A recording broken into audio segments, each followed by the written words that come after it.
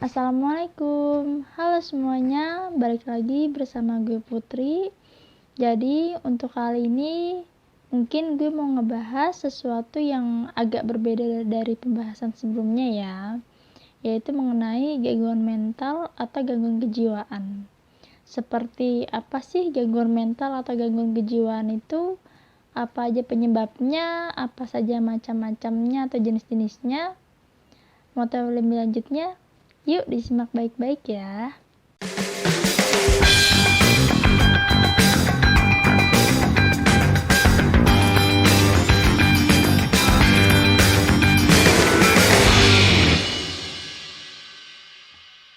Gangguan mental atau gangguan kejiwaan itu sendiri adalah suatu penyakit yang dapat mempengaruhi emosi, pola pikir, dan perilaku dari si penderita atau si pasien tersebut.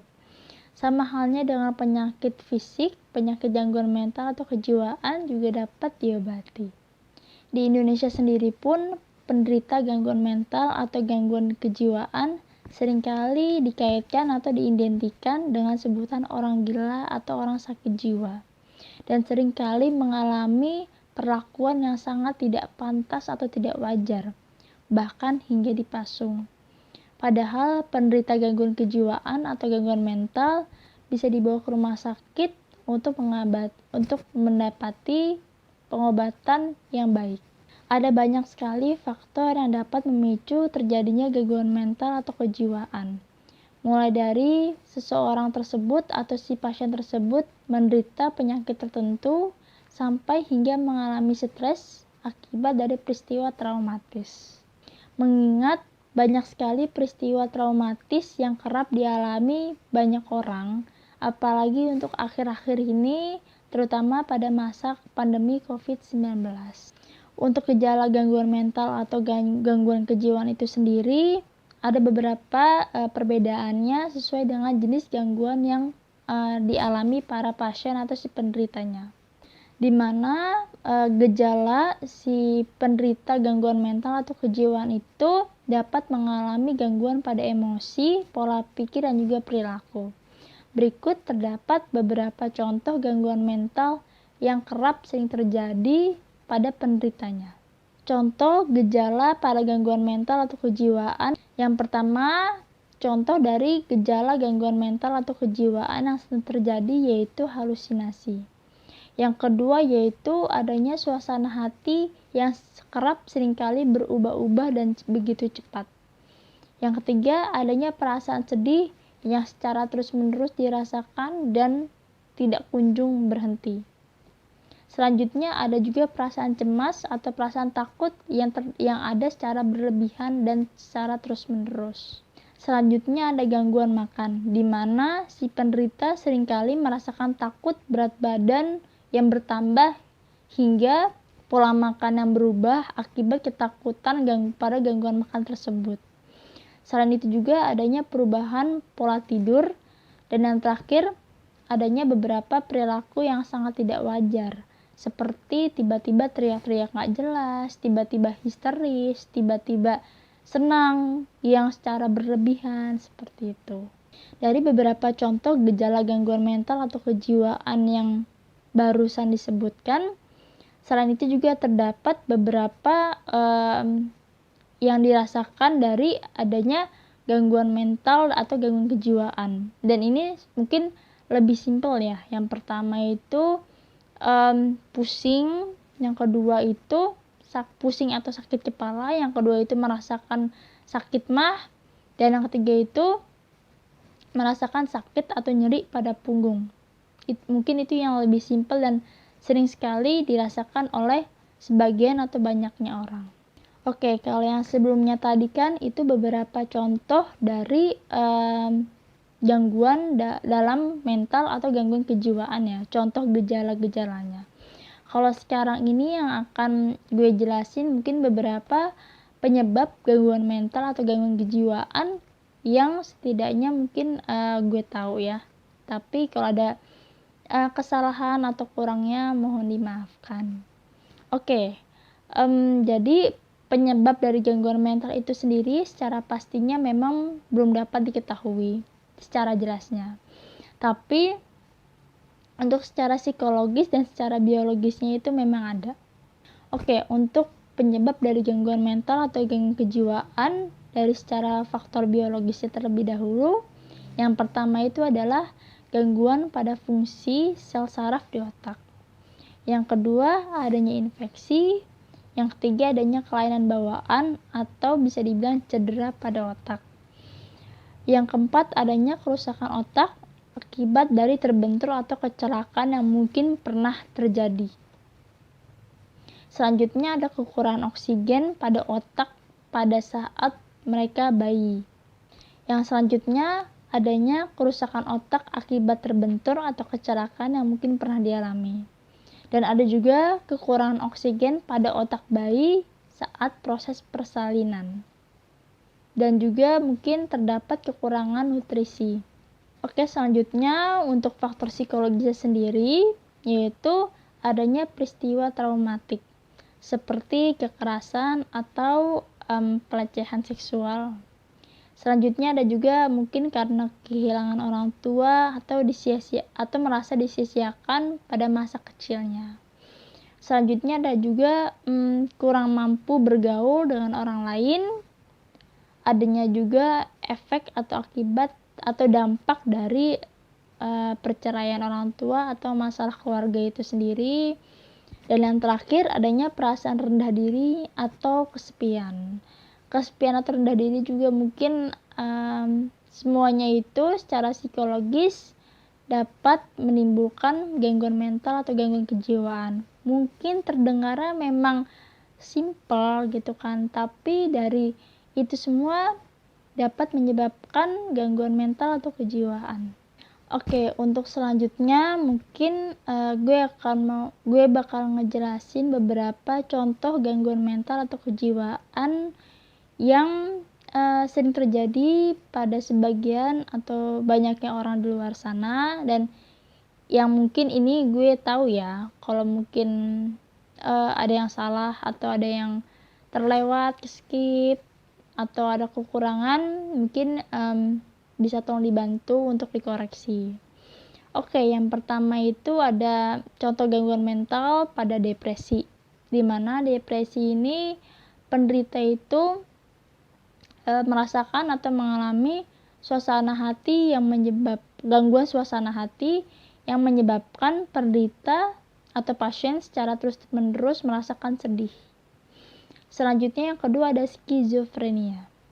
Untuk skizofrenia ini sendiri, di mana penderita atau pasien akan merasakan keluhan halusinasi, di mana si pasien tidak bisa atau sulit sekali membedakan antara kenyataan dengan apa yang mereka pikirkan sendiri.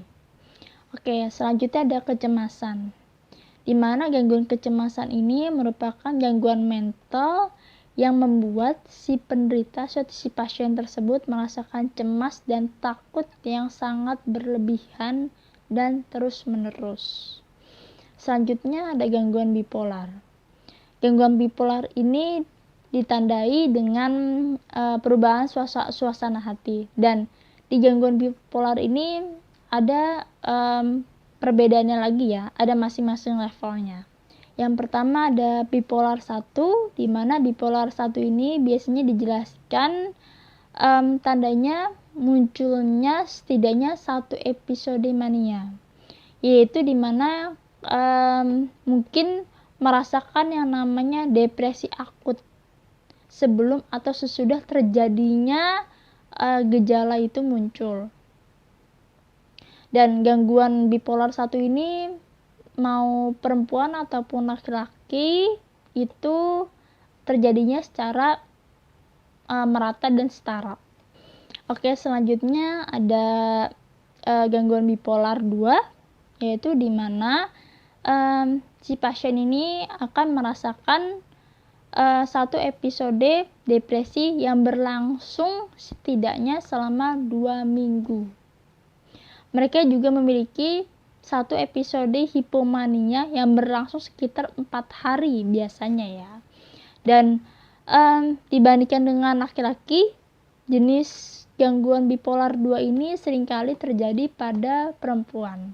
Selanjutnya ada gangguan siklotimia. Siklotimia ini mungkin tidak separah depresinya seperti bipolar 1 maupun bipolar 2. Oke, selanjutnya ada gangguan mental atau kejiwaan yang bernama mixed feature. Di mana mixed feature ini ditandai dengan energi yang tinggi, sulit tidur, dan pikirannya itu tidak karuan. Dimana pada gejala hipomania, depresinya itu muncul, si pasien ini akan selalu merasakan putus asa dan keinginan untuk bunuh diri. Seperti itu. Oke, selanjutnya yang terakhir ada siklus rapid. Siklus rapid ini dimana ditandai dengan si pasien atau si penderita akan mengalami suasana hati yang tidak jelas, kacau, dan itu biasa jangka waktu selama 12 bulan lamanya. Sekalinya dia gangguan tersebut muncul, itu terjadi kurang lebih selama 12 bulan.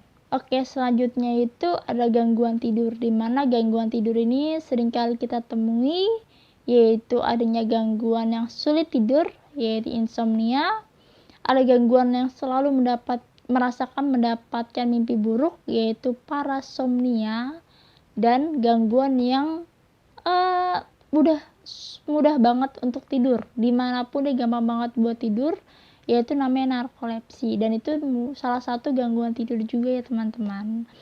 Jadi sulit tidur, sering banget mimpi buruk, sama gampang tidur itu jangan dikatakan sesuatu hal yang simple dan dianggap enteng ya, karena itu juga merupakan salah satu gangguan tidur teman-teman. Dan selanjutnya itu ada gangguan mood, dan gangguan mood ini adalah gabungan dari adanya suasana hati, yaitu depresi dan bipolar. Ini maksudnya ke arah gangguan mood ya. Selanjutnya ada gangguan psikotik. Psikotik ini adalah melibatkan kesadaran atau pola pikir yang distorsi, di mana gangguan psikotik ini memiliki 2 gejala, yaitu gejala halusinasi dan delusi. Dan salah satu termasuk dari gangguan psikotik adalah skizofrenia, di mana dia itu mengalami emosi, bahasa, cara berpikir itu semuanya digabung, itu tidak jelas, sangat sulit untuk dikontrol, sangat sulit untuk dipahami, seperti itu. Selanjutnya adanya namanya gangguan impuls atau kontrol impuls, di mana si pasien atau si penderitanya ini biasanya mengalami yang namanya piromania dan kleptomania. Itu salah satu adalah gangguan dari kontrol impuls, dan ini merupakan juga termasuk dari gangguan mental atau gangguan kejiwaan. Oke, sebelumnya tadi kan saya sudah menjelaskan beberapa contoh dari gangguan mental atau gangguan kejiwaan yang mungkin banyak atau sebagian dari kalian itu udah tahu ya, mungkin juga pernah merasakan atau ibaratnya gue kayaknya lagi ngerasain hal ini deh gitu kan. Dan seperti yang tadi gue udah sempat bilang, gangguan mental atau gangguan kejiwaan itu ada cara pengobatannya dan ada cara terapinya, sama halnya dengan penyakit fisik gitu. Jadi dapat diobati ya teman-teman gitu kan. Salah satu pengobatannya itu bisa dengan terapi perilaku kognitif, dimana tujuan dari terapi ini itu adalah mengubah pola pikir si penderita atau si pasien tersebut dan respon dari pasien tersebut. Dari yang negatif diharapkan dapat berubah menjadi yang positif, seperti itu ya. Dan apa saja sih gangguan mental yang dapat diobati dengan terapi perilaku kognitif ini? Yang pertama itu ada depresi, skizofrenia, gangguan mood, gangguan makan, gangguan tidur, dan gangguan kecemasan dan bipolar. Kalau yang sebelumnya itu adalah dengan menggunakan terapi ya. Sekarang mungkin dengan menggunakan obat-obatan tertentu.